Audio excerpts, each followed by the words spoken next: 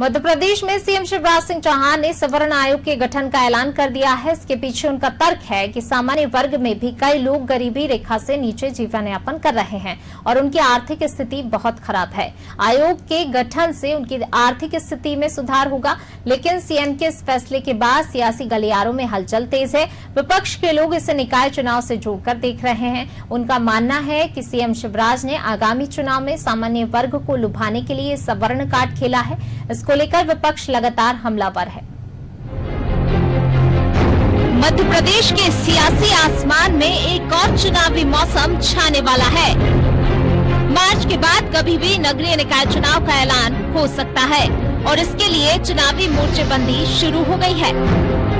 यूं तो ये चुनाव है कस्बों और शहरों में बिजली, पानी, सड़क, रोशनी, सफाई, सौंदर्यीकरण जैसी सुविधाओं की निगरानी करने वाली संस्थाओं का, लेकिन मध्य प्रदेश की सियासत में हावी हो चुकी जाति का फैक्टर यहाँ भी हावी है।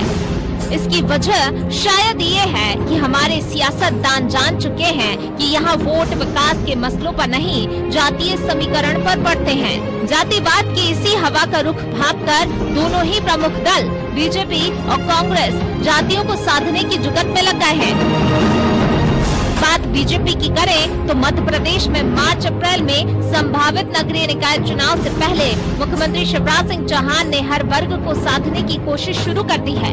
इसी कड़ी में अब उन्होंने सवर्ण के गठन का ऐलान कर चुनावी शतरंज की बिसात पर अपना पासा फेंक दिया है। ये भारतीय जनता पार्टी की सरकार समाज के हर वर्ग की सरकार है।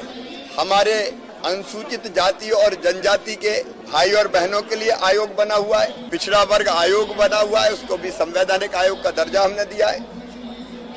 लेकिन सामान्य वर्ग के भी गरीब भाई और बहन, बेटे बेटियां, उनकी समस्याओं का समाधान करना ये सरकार का कर्तव्य है। और इसलिए हमने तय किया कि सामान्य वर्ग के जो हमारे आर्थिक रूप से कमजोर परिवार है, 10% आरक्षण उनको मिल रहा है, लेकिन और भी कई कदम उठाने की जरूरत है और इसके लिए हमने आयोग गठित करने का फैसला किया है। मुख्यमंत्री के इस ऐलान को सीधे निकाय चुनाव से जोड़कर देखा जा रहा है, क्योंकि मध्य प्रदेश में 22% सवर्ण हैं और इनमें से अधिकतर बड़े शहरों में बसते हैं। वोट बैंक के नजरिए से देखें तो इनका झुकाव जिस राजनीतिक पार्टी की तरफ रहेगा उसको चुनाव में फायदा होना स्वाभाविक है। 3 साल पहले सीएम के माई के लाल वाले बयान के बाद सवर्ण वोटों की नाराजगी का ही नतीजा था कि सवर्ण दलित जातीय समीकरण वाले ग्वालियर, चंबल अंचल समेत दूसरे शहरी क्षेत्रों में बीजेपी को भारी नुकसान झेलना पड़ा। अब बीजेपी की इस कवायद को विपक्ष सवर्ण वोटों को मनाने की कोशिश करार दे रहा है।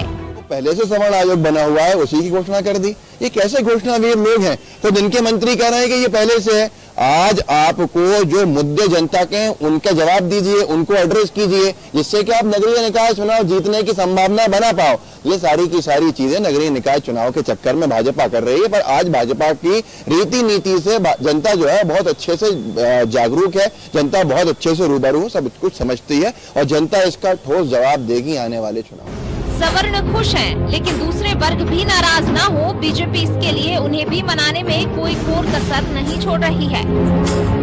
26 जनवरी को विंध के दौरे पर गए सीएम शिवराज सिंह चौहान के रीवा, सतना में दलित परिवारों के घर भोजन हो या बीजेपी पिछड़ा वर्ग मोर्चा के अध्यक्ष भगत सिंह कुशवाहा की पार्टी दफ्तर में शाही अंदाज में ताशपोशी, इससे भी निकाय चुनाव में जातीय गणित फिट करने से ही जोड़कर देखा जा रहा है और ये खुद बीजेपी नेताओं की जुबान से झलक रहा है। जो जिम्मेदारी मुझे मिली है, चूंकि एक बड़ी जिम्मेदारी है, मध्य प्रदेश के अंदर 51.9 ऐसी बड़ी 52% आबादी का नेतृत्व करने का सौभाग्य मिला है, जिसके अंतर्गत 92 बड़ी जाति, 350 उपजाति आती है। तो इन जाति समाजों के बीच में जुड़कर मैं भारतीय जनता पार्टी को मजबूती देने का कार्य करूंगा और जो भारतीय जनता पार्टी की मुझसे मंशा है उसके अनुरूप में खरा उतरने के लिए पूरे मध्य प्रदेश के कार्यकर्ताओं के बीच में जाकर काम खड़ा करके भाजपा को मजबूत करूंगा। निकाय चुनाव भी नजदीक है और बड़ी जिम्मेदारी रहेगी। नगरीय निकाय चुनाव में जो 52% हमारी आबादी है, पूरा एक मुश्त होकर भारतीय जनता पार्टी के पक्ष में मतदान करेगी। उसके लिए हमारे नगर, ग्राम, गृह, कंदर बन के जो कार्यकर्ता है ओबीसी के, वे सब कार्यकर्ताओं के बीच में जाकर हम नगर नगर, ग्राम ग्राम, झोपड़ी झोपड़ी और खोपड़ी खोपड़ी में जाकर कमल के फूल का अलग जगाएंगे। जातियों को साधने की कवायद सिर्फ बीजेपी में ही नहीं चल रही, कांग्रेस भी इस कोशिश में पीछे नहीं है। बीजेपी सवर्ण, ओबीसी और दलित वोटों को साथ रही है तो कांग्रेस की नजर अपने परंपरागत आदिवासी वोटों पर है। कांग्रेस के सामने आदिवासी वोट बैंक साझे रखने की चुनौती भी है। यही वजह है कि निकाय चुनाव के पहले आदिवासी बाहुल्य जिलों की कमान प्रदेश प्रभारी मुकुल वासनिक ने अपने हाथों में ले ली है। वासनिक 28 से 30 जनवरी तक मंडला, डिंडौरी, अनूपपुर, उमरिया और शहडोल के दौरे पर रहेंगे, जहां वो उम्मीदवारों का चयन करने से पहले क्षेत्रीय नेताओं और कार्यकर्ताओं से मुलाकात कर नब्ज टटोलेंगे।